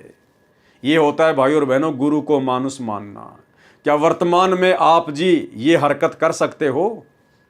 अरे ये सोचने से पहले हमारे प्राण निकल सकते हैं, लेकिन हम ये हरकत नहीं कर सकते। हमें इस परम शक्ति की पहचान हो गई है कि ये तो सर्व सृष्टि का तीनों लोकों में प्रवेश करके भरण पोषण करता है। ये तो सबका ध्यान रखने वाला परमात्मा है, सबको कर्म आधार से सुरक्षा मुहैया कराने वाला परमात्मा है। राष्ट्रपति और प्रधानमंत्री तक की सुरक्षा यही कबीर परमात्मा सतगुरु रामपाल जी उनके कर्म आधार से करते हैं। और ऐसी परम शक्ति के लिए उनको मानुष मानकर उनके साथ में रहने वाले उनके भगत उनकी जान को खतरा देखते हुए और हाई कोर्ट से सुरक्षा की मांग कर रहे हैं कि हमारे गुरु जी को कोई मार ना दे। भाई और बहनों, ये होता है गुरु को मानुष मानना। इसलिए आप और हमारे ऊपर एक बहुत बड़ी मेहर की है गुरुदेव ने कि परमात्मा ने हमें साध संगति से जोड़कर हमारी बुद्धि खोल दी। आज हमें इस परम सत्ता, इस परम शक्ति की पहचान हो पाई इन्हीं के आशीर्वाद से। आप और हमारा बहुत बड़ा सौभाग्य भाई और बहनों। अगर हम इन्हीं लोगों के पीछे लगे होते आज यदि हम 2014 बरवाला कांड के बाद अगर इसी सतलोक आश्रम मैनेजमेंट हरियाणा के पीछे लगे होते बाकी संगत की तरह, तो हमारी भी आज यही सोच होती अपने गुरु जी को लेके। आज हम भी अपने गुरु को मानुष ही मानते। जिस प्रकार वर्तमान में सतलोक आश्रमों से जुड़ी हुई 90% संगत और आश्रम मैनेजमेंट संत रामपाल जी को केवल पहले की तरह एक मानुष ही मानता है। और इस बात का भी जीता जागता प्रमाण, जीता जागता उदाहरण बरवाला कांड 2014 के समय जो भ्रष्ट जज कुमारक पर नामक पुस्तक लिखी गई थी भक्तों के द्वारा। जब हम उस पुस्तक को पढ़ेंगे तो भाई और बहनों आप जी माथे में थप्पी मारोगे कि हे परमात्मा, आपके परिवार के द्वारा, आपके बेटा बेटी भाई बंधु रिश्तेदारों के द्वारा, इन बड़े बड़े कोऑर्डिनेटरों के द्वारा आपकी 15-15, 20-20, 25-25 साल से जो संगति की गई है, इतने दिनों से, इतने वर्षों से ये लोग दिन रात आपके साथ में रहते थे और परमात्मा ये लोग आपको रत्ती भर भी नहीं समझ पाए, रत्ती भर भी। आज भी इन लोगों की सोच आप जी के प्रति एक मानुष वाली है। उस पुस्तक से भाई और बहनों बिल्कुल क्लियर हो जाएगा कि सतलोक आश्रम मैनेजमेंट हरियाणा संत रामपाल जी को केवल एक मानुष के अलावा कुछ नहीं मानता, जिसके बारे में पुलिस को भी सूचना भेजी गई और उच्च न्यायालय व सर्वोच्च न्यायालय के जरिए भी सुरक्षा बढ़ाने की मांग की गई। उच्च न्यायालय ने अदायगी के आधार पर अतिरिक्त पुलिस सुरक्षा देने के आदेश भी पारित किए। उच्च न्यायालय ने कहा कि भैया आपको खर्चा देना पड़ेगा, हम आपको 2-4 पुलिस वाले दे देंगे, लेकिन खर्चा आपको देना पड़ेगा। इसके अतिरिक्त अपने शास्त्र विरुद्ध ज्ञान का पर्दाफाश होने का खतरा भांपते हुए तथा कथित संतों और महंतों ने आस्था और साधना चैनलों पर संत रामपाल जी के प्रवचनों का प्रसारण बंद करवा दिया। इसके पश्चात संत रामपाल जी ने अपने ज्ञान के प्रचार प्रसार के लिए बड़े बड़े शहरों में विशाल सत्संग करने शुरू कर दिए, जिसके द्वारा कबीर साहब द्वारा दिए गए सच्चे ज्ञान का जोर शोर से प्रचार किया और अपने सदग्रंथों में छुपी सच्चाई को दुनिया के सामने रखा। देखो भाई और बहनों, आ गई वही बात जो संत रामपाल जी चाहते थे। छुडानी आश्रम से हटने के बाद जो संत रामपाल जी अपने हिसाब से अपने स्तर पर जो ज्ञान प्रचार कर रहे थे, अंत में उनको वही शुरू करना पड़ा। लेकिन बीच में उन भगतों ने टांग अड़ा दी आश्रम खुलवा कर। वो आश्रम खोलने के बाद भी संत रामपाल जी ने वही काम किया जो काम संत रामपाल जी अपने मिशन के तहत पहले कर रहे थे। यानी पहले सतगुरु रामपाल जी गांव गांव में जाकर, नगर नगर में जाकर सत्संग करते थे, ज्ञान प्रचार करते थे, और बाद में भी भाई और बहनों उनको वही करना पड़ा। क्या लिख रहा है लेखक? इसके पश्चात संत रामपाल जी ने अपने ज्ञान के प्रचार प्रसार के लिए बड़े बड़े शहरों में विशाल सत्संग करने शुरू कर दिए। बताओ फिर आश्रम क्या काम आया? फिर आश्रम का क्या किया? आश्रम क्या काम आया भाई? अरे आश्रम खुलने के बाद भी संत रामपाल जी ने बड़े बड़े शहरों में, बड़े बड़े नगरों में जाकर फिर से उसी प्रकार से सत्संग करने शुरू किए। टेंट लगाकर, कहीं 4 दिन का, कहीं 5 दिन का, कहीं 7 दिन का। तो आश्रम की आवश्यकता संत रामपाल जी को नहीं थी। संत रामपाल जी ने जिस समय आश्रम खोलना होता उसी समय खोलते। लेकिन भाई बीच में आश्रम मैनेजमेंट ने टांग अड़ाई, गुरु को मानुष मानकर अपनी मनमर्जी करते हुए। अब आपके मन में फिर से वही सवाल आ सकता है कि संत रामपाल जी ने इन लोगों को मना क्यों नहीं किया? भाई अगर मना भी किया होगा तो काल का जीव मानता नहीं है, और संत रामपाल जी ज्यादा दबाव इसलिए नहीं देंगे क्योंकि भाई ये कबीर भगवान है। और जब ये प्रथम बार जोगजीत रूप में काल के सामने आए थे तो काल का और परमात्मा का एग्रीमेंट हुआ था। काल ने कहा था, परमात्मा आप नीचे जाना, आप केवल अपना ज्ञान समझाना, जो आपके ज्ञान को समझे वो आपका, और जो आपके ज्ञान को ना समझे उसको मेरे भोजन के लिए छोड़ देना, जबरदस्ती ना करना। तो संत रामपाल जी जबरदस्ती नहीं करेंगे, क्योंकि भगवान ही यदि अपने एग्रीमेंट को तोड़ेगा तो भाई फिर धरती पर न्याय कहाँ रहेगा। तो इस आधार से सतगुरु रामपाल जी ज्यादा दबाव नहीं देते थे, लेकिन वो समझाते अवश्य थे। उनका समझाने का तरीका क्या है? क्योंकि ये भगवान है, और भगवान का समझाने का तरीका सीधे तौर पर नहीं होता। क्योंकि जीव को यदि सीधे तौर पर कोई कड़वी बात बोल दी जाए तो वो परमात्मा से कोसों दूर हो जाता है। 650 साल पहले भी यही कबीर परमात्मा थे, और जब 64 लाख इनके शिष्य हो चुके थे, और जो इनके आसपास में रहा करते थे मुख्य मुख्य सेवादार, जब उनको अहंकार हो गया था, वो मान बढ़ाई में आ गए थे। और जब एक गणिका बहन जो कि पेशे से वेश्यावृत्ति का काम करती थी, जब उसने सत्संग सुने, उसको ज्ञान समझ में आया, तो वो बहन आश्रम में आने लगी। परमात्मा ने कहा कि बेटी रोज आया कर, वो रोजाना आने लगी। अब उस बहन के आश्रम में आने से पूरे नगर में ये खबर फैल गई, सुरसराहट शुरू हो गई कि भाई अब आश्रम में कुछ होने वाला है, क्योंकि आश्रम में तो गंदी गंदी औरतें भी जाती हैं। महाराज जी के ऊपर उंगलियां उठने लगी। तो जो आश्रम के मुख्य मुख्य भगत थे, जो गुरु को मानुष मानते थे, उन्होंने महाराज जी को शिक्षा देनी शुरू कर दी कि गुरुजी ये बदनाम औरत आश्रम में आती है, आश्रम की बदनामी करवाएगी। और उस गणिका बहन को भी परेशान करने लगे कि तू आश्रम में मत आया कर, उसको डराने लगे, धमकाने लगे कि तेरे आश्रम में आने से आश्रम की बदनामी होती है, गुरुजी की थू थू हो रही है। फिर वो बहन एक दिन परमात्मा का सत्संग सुनते सुनते उनके सामने रोने लग गई। तो कबीर परमेश्वर ने कहा कि बेटी क्या बात है, क्यों रो रही है? काफ़ी देर बाद उसने बताया कि परमात्मा ऐसी ऐसी बात है, अब मुझे तो ऐसा ज्ञान हो गया कि मैं तो इसके बिना रह नहीं सकती, मुझे तो मेरे पाप कर्म दिखाई दे रहे हैं, और परमात्मा मेरी तो ज़्यादा से ज़्यादा सत्संगों में आने की इच्छा होती है ताकि मेरे पाप जल्दी से कटें। लेकिन आश्रम में कुछ भगत भाई हैं जो मुझे बहुत गंदा बोलते हैं, मेरे को आश्रम में आने से मना करते हैं, दबाव डालते हैं, डराते हैं, धमकाते हैं कि तू गुरुजी की बदनामी का कारण बनेगी। तो कबीर परमेश्वर ने कहा कि बेटी उनका नाम बता, लेकिन उस बहन ने नाम नहीं बताया। कहा जी मेरे को तो जो भी मिलता है सब ऐसे ही बोलते हैं। अब कबीर जी तो अंतर्यामी थे, भाई 650 साल पहले वाले उस दाढ़ी मूंछ वाले को यदि आप जी कबीर मानते हो, पूर्ण परमात्मा मानते हो उस फोटो को, तो वो तो अंतर्यामी थे। चलो आप लोगों की नज़रों में संत रामपाल जी तो अंतर्यामी नहीं है, ये तो कबीर जी नहीं है और ना आप इनको मानते, लेकिन जो 650 साल पहले आए थे जिस रूप में, दाढ़ी मूंछ वाले रूप में, वो तो अंतर्यामी थे। उनको तो पता था ना कि कौन कौन भगत हैं जो इनको दुखी करते हैं, परेशान करते हैं। लेकिन परमात्मा ने पता होने के बावजूद भी उनको अकेले में नहीं समझाया, उन सेवादारों को अलग से बुलाकर उनको नहीं समझाया, क्योंकि मालिक को पता था कि ये गुरु को मानुष मानते हैं, ये ज्ञान को आधार बनाकर भक्ति नहीं कर रहे। अगर मैंने जरा भी इनको सच्ची बात बोल दी, कड़वी बात बोल दी, तो ये नाराज हो जाएंगे और भक्ति छोड़ के चले जाएंगे। और परमात्मा चाहते हैं ये जीव किसी भी प्रकार से भक्ति पे लगा रहे, देर सवेर कभी तो समझ में आएगी। तो परमेश्वर ने पता होने के बावजूद भी उनको स्पष्ट रूप से ना कहकर और सत्संग के माध्यम से संकेत किया कि भाई कोडी हो चाहे संत बंदगी कीजिए, और हो वैश्या के विश्वास चरण चित दीजिए।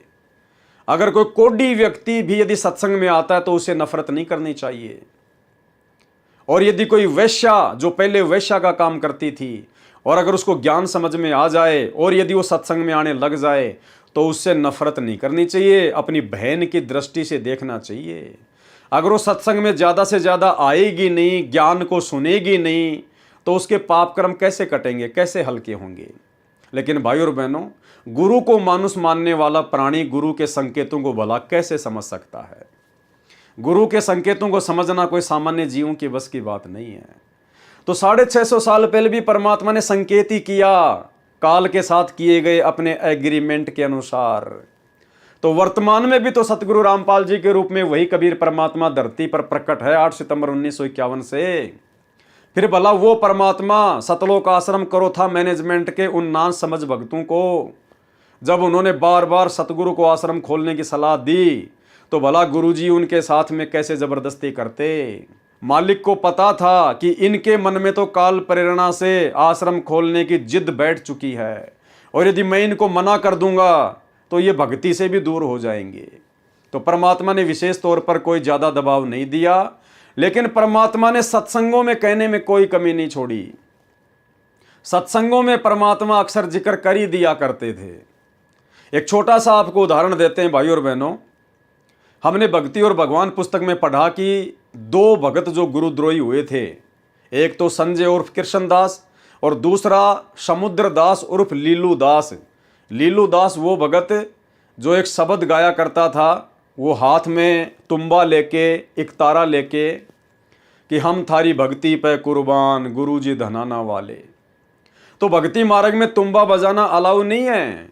संत रामपाल जी के यथार्थ 13वें कबीर पंथ में भक्तों के द्वारा अपने गुरुजी के सामने खड़ा होकर ज्ञान देना, हाथ में तुम्बा लेके शब्द गाना, ये अलाउ नहीं है। लेकिन ये हरकत वो भगत उस समय क्यों करते थे? क्योंकि वो गुरु को मानुष मानते थे। जैसे दूसरे संतों के भगत उनको मानुष मानते हैं, इसी प्रकार वो भी गुरु को मानुष ही मानता था। लेकिन गुरुदेव ने उसको स्पष्ट रूप से नहीं कहा कि तू भाई ये तुम्बा रख दे, तू तुम्बा मत लेके आया कर, मेरे साथ चलना है तो तेरा एक तारा तेरे घर पे रख के आया कर, और भाई एक तारा मत बजाया कर। अगर गुरुदेव उसको इस प्रकार से कह देते तो वो कभी दोबारा मिलता ही नहीं संगत में, वो घर बैठ जाता, क्योंकि वो गुरु को मानुष मानते थे। ज्ञान को आधार कोई बना के भक्ति नहीं करता था। शुरुआत में केवल संत रामपाल जी ने अपने कोटे से सुख दिए, इसलिए लोग जुड़े हुए थे। ज्ञान को आधार बनाकर कोई नहीं जुड़ा हुआ था। लेकिन सत्संग में गुरुदेव ने उसी के सामने इशारा किया।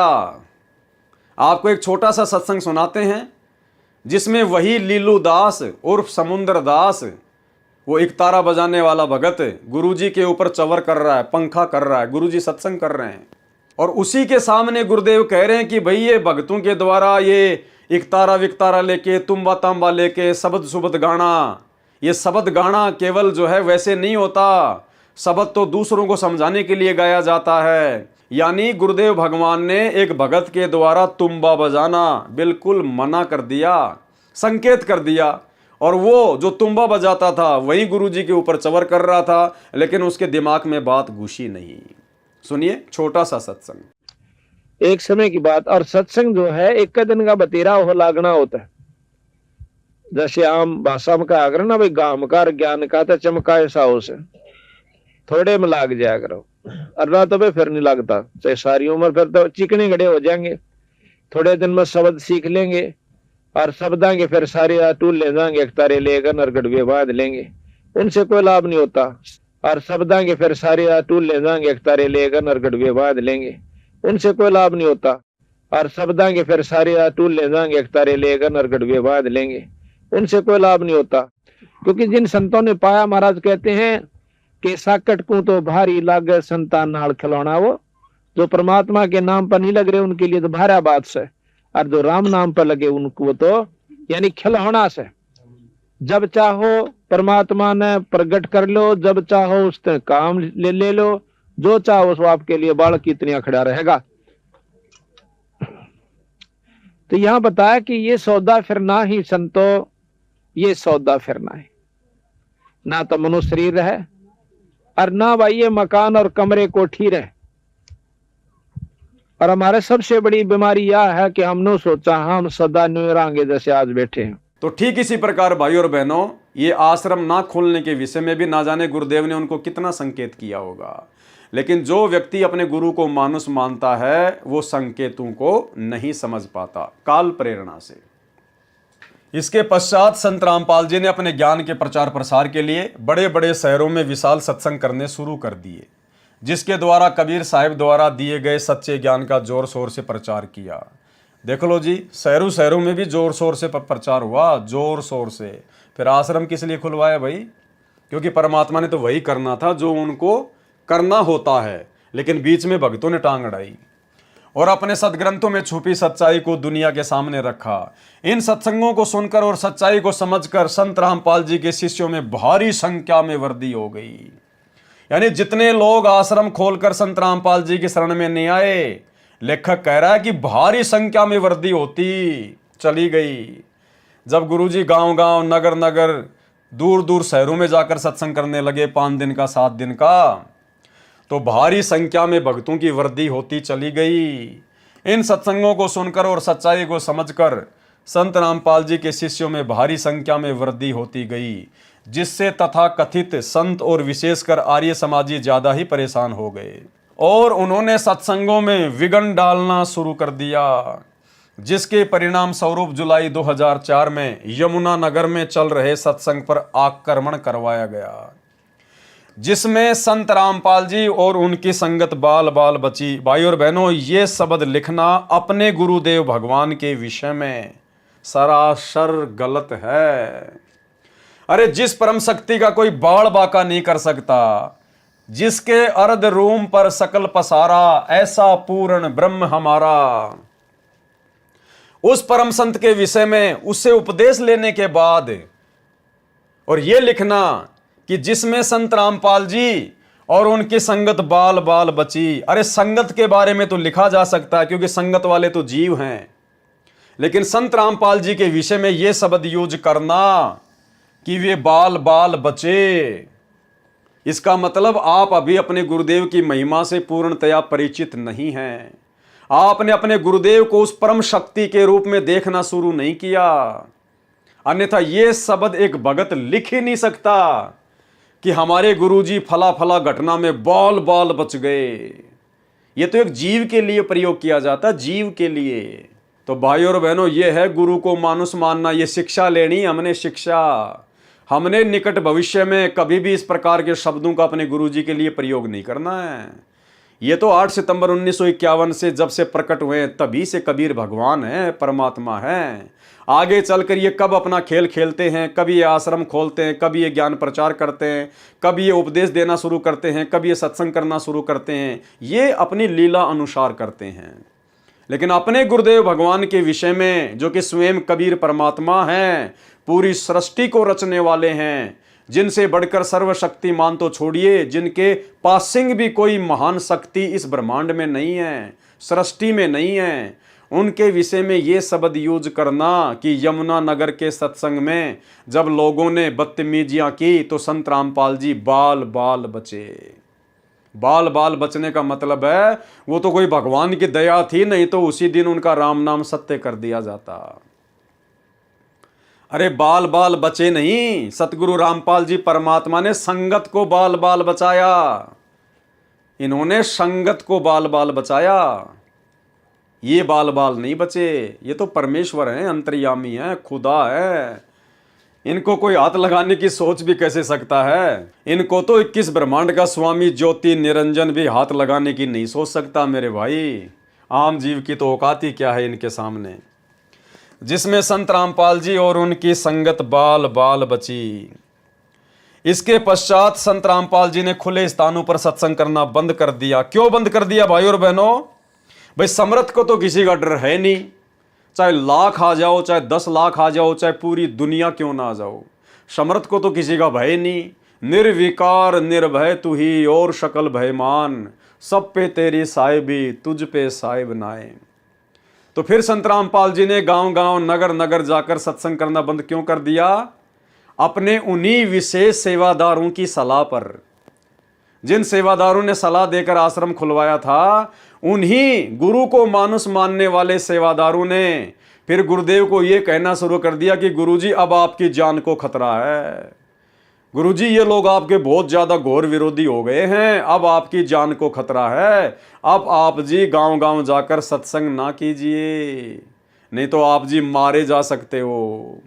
तो उन लोगों ने गुरुदेव को सलाह देनी शुरू कर दी। अब परमात्मा तो जबरदस्ती करेगा नहीं, गुरुदेव का तो काल के साथ एग्रीमेंट है, आपको अनेकों बार बता चुके हैं। तो ये होता है गुरु को मानुष मानना। इसके पश्चात संत रामपाल जी ने खुले स्थानों पर सत्संग करना बंद कर दिया और अपने आश्रमों और समाचार पत्रों के माध्यम से सत्संग करना शुरू किया। संत रामपाल जी महाराज द्वारा सत्यार्थ प्रकाश पर की गई समीक्षा कृपया निम्न पढ़े। संत रामपाल जी महाराज कहते हैं कि मैंने न तो आर्य समाज को बुरा बताया, क्योंकि हमारी आपस में रिश्तेदारियां हैं, मामा फूफी के भाई बहनें हैं, और न ही महर्षि दयानंद जी को बुरा बताया। बुरा बताया है सत्यार्थ प्रकाश के ज्ञान को, जो वास्तव में व्यर्थ है तथा इसका नाम मिथ्यार्थ प्रकाश होना चाहिए। ठीक इसी प्रकार भाई और बहनों, हम सत्सेवकों ने ना तो गुरुजी के बेटे को गलत बताया, ना बेटी को, ना भाई बंधुओं को, ना रिश्तेदारों को, ना किसी कोऑर्डिनेटर को। हमने यदि गलत बताया है तो उनके द्वारा गुरु को मानुष समझकर जो उनके ज्ञान विरुद्ध आचरण संगत से भी करवाए जाते हैं और जो स्वयं भी कर रहे हैं, उनके उन ज्ञान विरुद्ध घटिया आचरणों की हम निंदा करते हैं, जिन आचरणों को करवाने के पीछे काल ने इन लोगों को निमित्त बना रखा है। तो इसी प्रकार सतगुरु रामपाल जी ने ना तो किसी भी आर्य समाजी को बुरा बताया और ना ही महर्षि दयानंद जी को बुरा बताया। अगर बुरा बताया है तो उनके द्वारा जो सत्यार्थ प्रकाश पुस्तक लिखी गई है उसमें लिखी हुई अज्ञान को बताया है। जिन व्यक्तियों ने हमारे बीच में दरार पैदा करने की कुचेष्टा की है, वे कुछ मुट्ठी भर व्यक्ति हैं जो आर्य समाज की आड़ में आर्य प्रतिनिधि सभा बनाकर उसके अधिकारी बनकर प्रभुता बनाए हुए हैं। ठीक इसी प्रकार भाई और बहनों, सतगुरु रामपाल जी भगवान की संगत को सच्चाई ना समझने देने के पीछे ये मुट्ठी भर सतलोक आश्रम मैनेजमेंट हरियाणा के लोग हैं। ये चंद कोऑर्डिनेटर हैं जो अपने स्वार्थों में पूरी तरह से लिप्त हैं और उनको भय है कि यदि संगत तक सच्चाई पहुंच गई तो हमारा धार्मिक धंधा बंद हो जाएगा। उनके पास ज्ञान का उत्तर नहीं था, इसलिए उपद्रव करवाकर आपस में जनता को लड़वाकर अपनी पदवी बनाए रखना ही उद्देश्य था।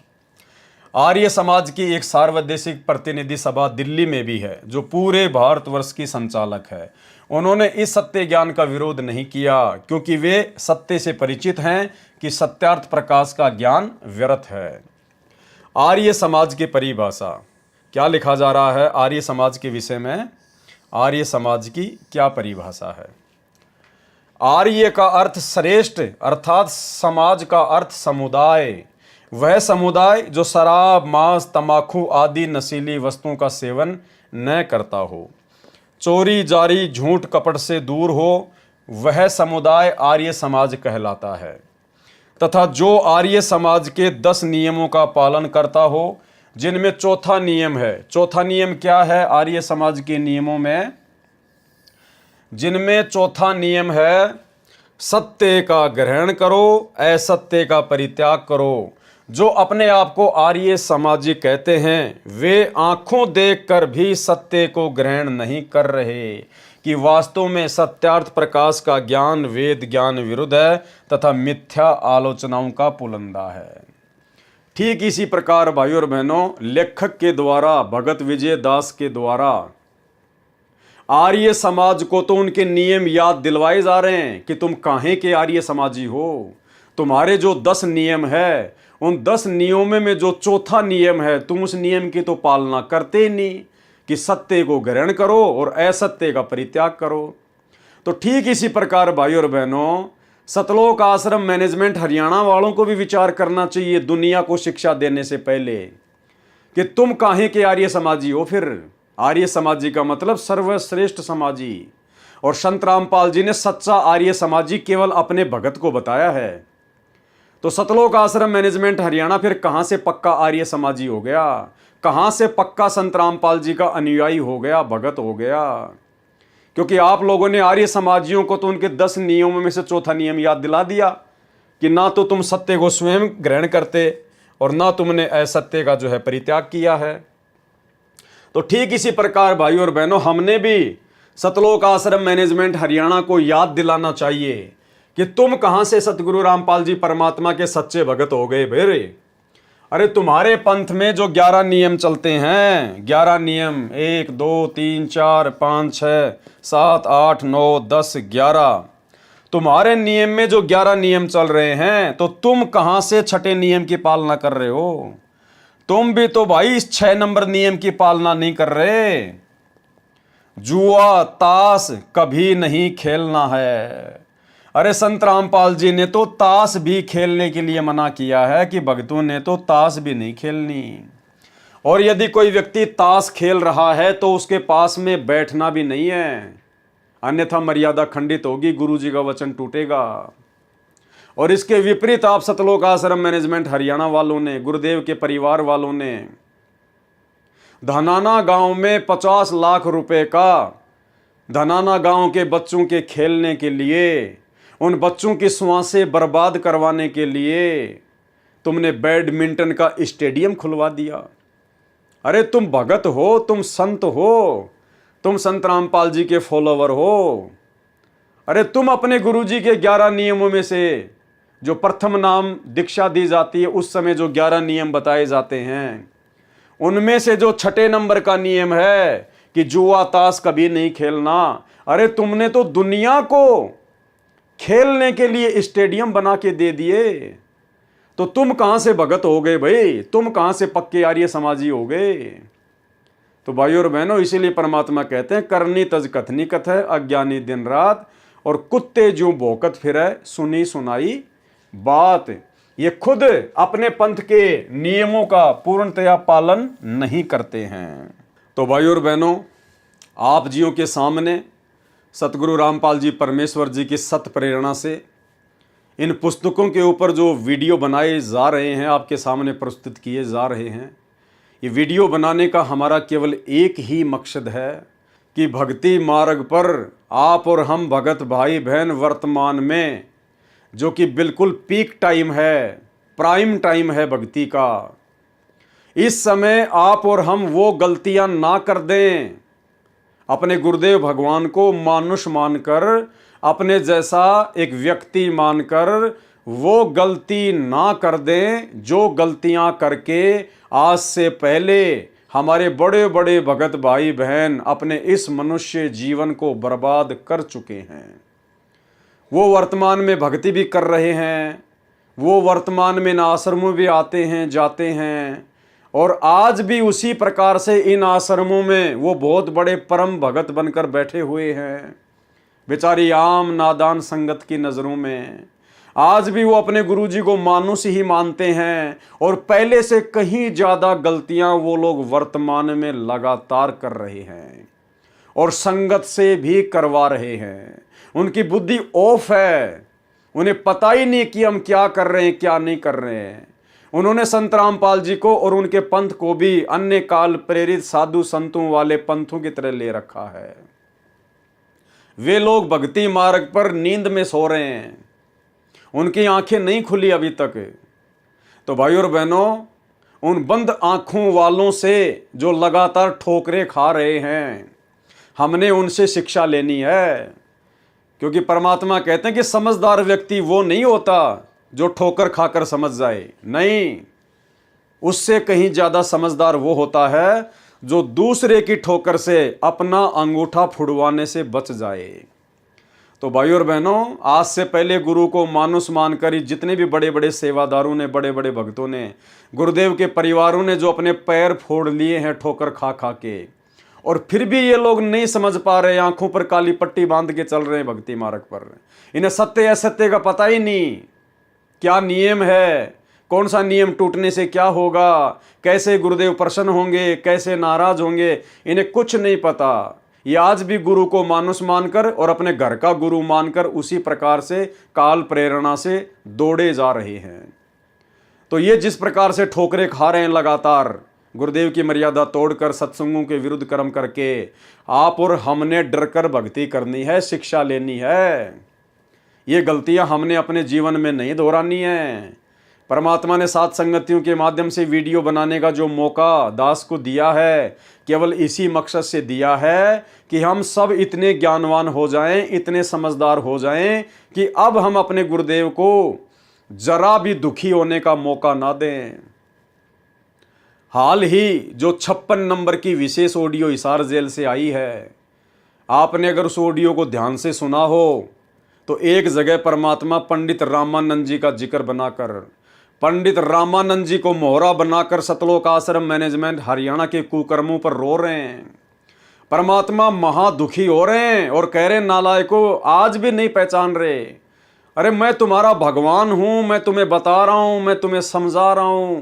गुरुदेव स्पष्ट कह रहे हैं, पंडित रामानंद जी को माध्य बनाकर संकेत कर रहे हैं अपने परिवार के ऊपर, इन सतलोक आश्रम वालों के ऊपर संकेत कर रहे हैं कि मैं तुम्हारा भगवान हूं, तुम्हारे लिए भटक रहा हूं, और फिर भी तुम मुझे नहीं समझ रहे, चौधरी बने फिरते हो, तुम पंडित बने फिरते हो। क्योंकि सतगुरु रामपाल जी भगवान अंतर्यामी है, उनकी आंखों के सामने इनके सारे कुकर्म चलचित्र की तरह यूं के यूं हैं। परमात्मा को दिखाई दे रहा है इनका भविष्य कि आगे चलकर ये काल की गोद में बैठेंगे। परमात्मा को इनका भविष्य दिखाई दे रहा है कि आगे चलकर इनके साथ में क्या बनेगी, काल कैसे इनसे नंगा तांडव करवाएगा। इसलिए परमात्मा महादुखी होकर अपने आप को रोक नहीं पाए। रोते रोते परमात्मा कह रहे, मैं तुम्हारा भगवान हूं, मैं तुम्हारा परमात्मा हूं, तुम्हारे लिए भटक रहा हूं और तुम समझ नहीं रहे। पंडित रामानंद जी को मोहरा बनाकर अपने परिवार के कुकर्मों पर, सतलोक आश्रम मैनेजमेंट हरियाणा के कुकर्मों पर परमात्मा रो रहे हैं कि तुम अब भी नहीं पहचान रहे मुझे, अब भी नहीं पहचान रहे। सुनिए। और बच्चों, तुम उस प्रोसेस से गुजर के आ चुके हो, वो इसने खराब ना करियो, फिर ना बढ़ाइयो दाता की इस टेंशन को। तो कैसे खड़े हो बाप, सारी बालिक कैसे रो रहे हैं फुला के, सब कुछ बता रहा, और पाप आत्मा हम मानते नहीं, और ज्ञान भरा हमारे अंदर का पता नहीं, और विद्वान बन जाते हैं।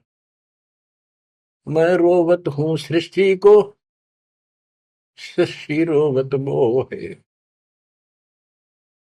गरीबदास इस वियोग को समझ सके ना कोई। मैं तुम्हें रो रहा हूँ, मैं थारा भगवान हूँ, मैं थारा पिता हूँ। पिछाड़ो मन खाओगा तेरी दुरुक्ति कर रखी तुम्हारी, आज चौधरी पका रहा, क्या पंडित बन गया, फिर मैं कुत्ता बनेगा के छोड़ दिया। ओह, मैं तुम्हें रो रहा हूँ, मैं थारा भगवान हूँ, मैं थारा पिता हूँ। पिछाड़ो मन खाओगा तेरी दुरुक्ति कर रखी तुम्हारी, आज चौधरी पका रहा, क्या पंडित बन गया, फिर मैं कुत्ता बनेगा के छोड़ दिया। ओह, मैं तुम्हें रो रहा हूँ, मैं थारा भगवान हूँ, मैं थारा पिता हूँ। पिछाड़ो मन खाओगा तेरी दुरुक्ति कर रखी तुम्हारी, आज चौधरी पका रहा, क्या पंडित बन गया, फिर मैं कुत्ता बनेगा के छोड़ दिया। ओह, और देखो कैसे ढंग से निकाल रहा के, काल का विधान भी बना रहा है, मेरा वचन भी बना रहा है, मेरे बच्चे भी मेरी शरण में आ जाए तो निकालते हैं।